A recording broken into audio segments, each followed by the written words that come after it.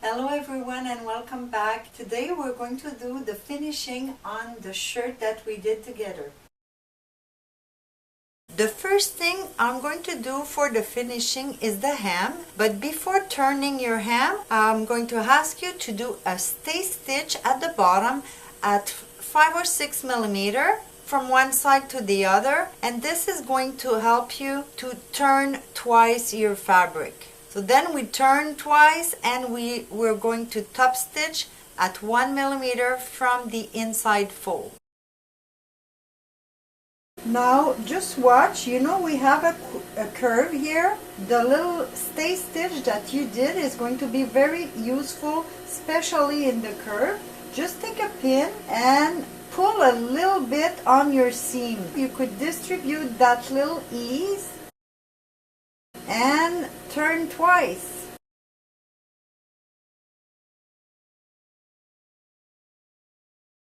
Now at the side seam, it's kind of opposite because the curve is up, so you could pull a little bit. Your seam is going to open slightly, and remember to send your seam allowance opposite direction for the thickness.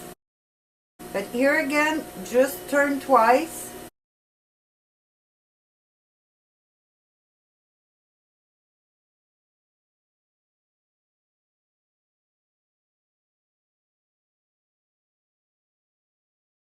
Now you could look at the hem after a little pressing, all nice and soft curve. Now let's see what I have to propose you to find the placement of your button and buttonhole. First, take your stand collar and bring it to your neck and just overlap the seam line, matching your center front, pin it together. Of course, also fold your facing and fusing area so you have on top just the overlap. Now the first buttonhole or end button is going to be on the stand collar. It's usually from the neckline just a little bit less than halfway. This one had 4 centimeter. My buttonhole is going to be 1.5 up. And you're going to do it from your center front. This is my center front that I elongate. The buttonhole always need a few millimeter extra for the thickness of the button, so I'm going to place like 2 millimeter before, and the rest of my buttonhole will go this way. Now to place the other one, I suggest you do put your button over your pattern just to find out how many you want to place on your garment. And remember that at the bottom, we usually keep 1.5 spaces. Place your button when you're happy with the amount of button. You could measure from the first buttonhole all the way down to the bottom of the shirt. In that case, I find 63. And you're going to divide that measurement by how many spaces you need. So 1, 2, 3, 4, 5, 6, 7.5. So do your calculation.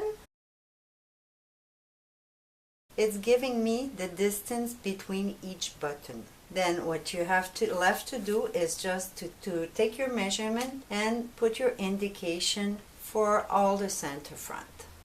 After, what I suggest is that you take your awl and just do a little punch hole so you could report those measurements or those reference to your garment. Now when your center front is done, you're going to have to put button and buttonhole also on your cuff. I know sometimes there's only one buttonhole on the cuff, so to find the placement you have to fold it in two the way it's sewn and find the middle of your cuff, find it halfway, and your buttonhole is usually done about 1 centimeter from the seam line and go this way. But to my opinion, it is much better and more stable, your cuff, if you do 2 buttonhole and 2 button. So same thing, it will be pretty much at 1 centimeter from the seam line. But if I want 2 at even distance, for example here, there's no rule with that, but for this one here, I could do it at 1.5 from the bottom and 1.5 from the fold. I think this would be pretty good placement. The buttonhole will be done on the front part of the sleeve. Before to do the buttonhole on your real garment, I suggest you do a little practice in the same condition. That means same fabric, same folding as the front of your shirt. This is going to tell you exactly the size of your buttonhole, and you'll be able to check because there's always a little difference between the diameter and the length of the buttonhole. That's because of the thickness of the button.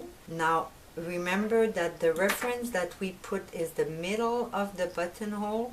So when you go on your machine, make sure you start before. Doing the practice is going to tell you exactly how much before. Usually it's a little more than half, and you'll be able to place your machine, the foot, exactly at the right place. Now this little sample is going to be also helpful for you to try or practice the cutting of your buttonhole.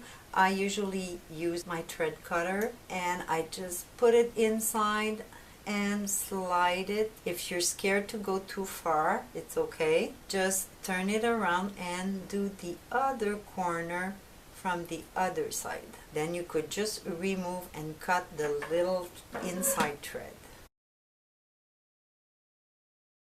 Now after your buttonholes are done, what you do is you put them back one over the other and align top and bottom for sure, and just fold it to indicate on your plaquette the middle of your buttonhole. I think it's more secure than using your pattern because your buttonhole could be slightly off, and this way your buttons are going to match perfectly with your buttonholes. When you're completely finished with your buttonhole and you mark the placement of your button, next thing is to go sew your button. And if, like me, you're using your domestic machine, I think it's a little hard to put your button, hold it while putting the foot down.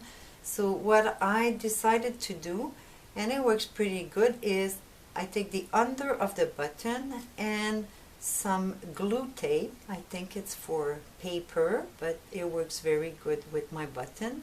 So I just put a tiny little bit of glue on the back of my button and I put it in position. If my buttonhole is vertical, I'm going to put the two holes vertical also. And now you could manipulate your fabric and go under the foot, put your fabric there, nothing moves, your button is in position. I don't put them all in the same time, I do it one at a time, and you just have to sew your button.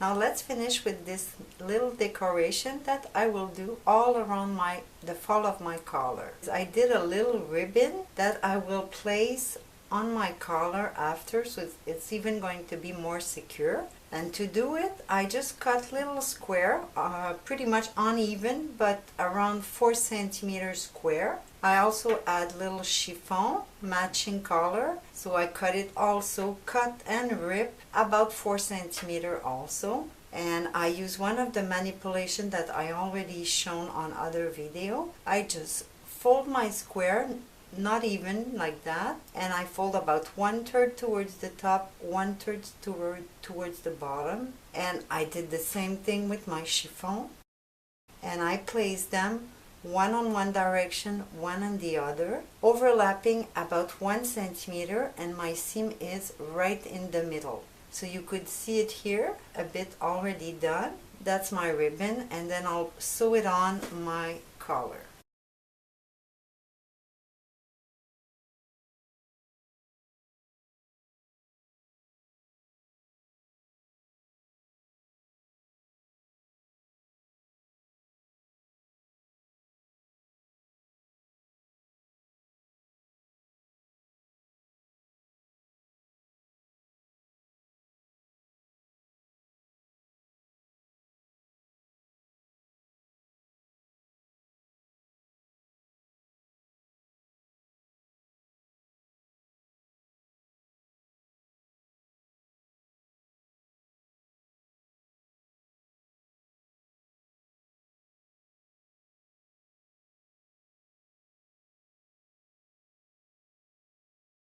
That's it, the shirt is finished. As you saw in the sewing part, when you do sew your little ribbon, you just have to pull them on each side and just sew again on the same seam. And it's all parallel. If I show you under, it's all parallel to the contour, because while sewing I was looking at the little point to put them right next to the edge of my collar. Also, I want you to look at the cuff that I did the buttonhole on the front side, so the side where you did your pleat. That's it for today. I hope this video will be helpful, and I see you next time. Thanks for watching.